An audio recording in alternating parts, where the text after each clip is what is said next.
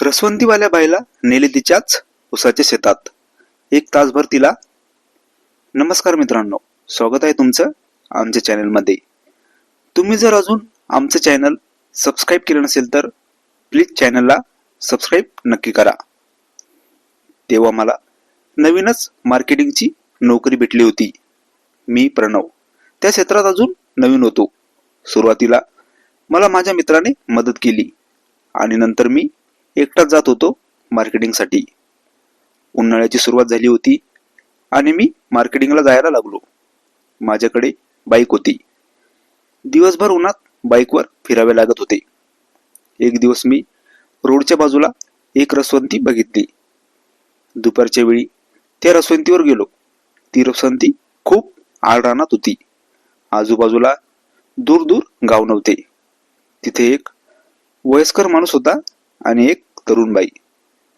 तो माणूस रसवंती चालवत होता आणि ती तरुण बाई खुर्चीवर बसून फक्त पैसे घेत होती. तिथे एवढी गर्दी पण राहत नव्हती. रसवंतीवाली बाई तर खूपच देखणी होती. मी तर रोज दुपारी तिथे जात होतो. रसवंतीवर गेल्यावर मी एक ग्लास रस घ्यायचो आणि एक तास तिथे बसत होतो. एक दिवस मी सहज त्या बाईला बोललो आणि तिला विचारलं, तुमचा नवरा काय करतो? ती मला म्हणाली, माझा नवरा तर हाच आहे, रसवंती चालवतो. मी तर थक्कच झालो. आणि तो माणूस तर एवढा वयस्कर आणि बाई एवढी तरुण. तिची काय मजबुरी असेल एवढ्या वयस्कर माणसासोबत लग्न केलं तर? मी विचारच करत होतो. तर ती बाई म्हणाली, काय झालं? मी एवढ्या वयस्कर माणसासोबत लग्न केलं हे ऐकून हैराण झाला आहात का तुम्ही? मी तिला म्हणालो, हो, कारण तुम्ही तर किती देखणे आहात. ती बाई म्हणाली, माझं हे दुसरं लग्न झालं, त्यामुळे वयस्कर नवरा भेटला. मी आता रोज पण त्या बाईसोबत बोलत होतो. मी तिला नेहमी विचारत होतो की तुम्ही खुश तर आहात ना? तर ती मला काहीच उत्तर देत नव्हती. माझं तिला रोज पण असं विचारणं. ती एकदा मला रागानेच बोलली, तुम्ही काय करणार मी खुश नसली तर?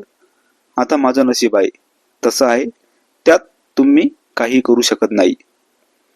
मी तिला म्हणालो, तुमची परमिशन असेल तर मी. माझं बोलणं तिला समजलं आणि तिने मला बाजूला जायचा इशारा केला. बाजूला तिचं ऊसाचं शेत होतं. मी तिथे जाऊन थांबलो आणि ती थोड्या वेळाने आली. तिला ऊसाच्या शेतात नेलं आणि जवळपास एक तास आम्ही तिथेच होतो. त्या दिवसापासून मी तिला नेहमी खुश बघत होतो. अगोदर तर ती नेहमी नाराज राहत होती. 1-2 महिने मी तिच्या रसवंतीवर जात होतो. त्यानंतर मी मार्केटिंगची नोकरी सोडली आणि माझ्या गावी मी गेलो. खूप दिवसानंतर परत मी त्याच रस्त्याने चाललो होतो, पण मला ती रसवंती दिसली नाही. ती बाई कुठे गेली असेल याची काहीच माहिती मला भेटली नाही. ही कथा पूर्णपणे काल्पनिक असून वास्तविक जीवनाशी काहीही संबंध नाही. ही कथा फक्त मनोरंजनासाठी आहे. मित्रांनो, कथा आवडल्यास चॅनलला सबस्क्राईब करा. धन्यवाद.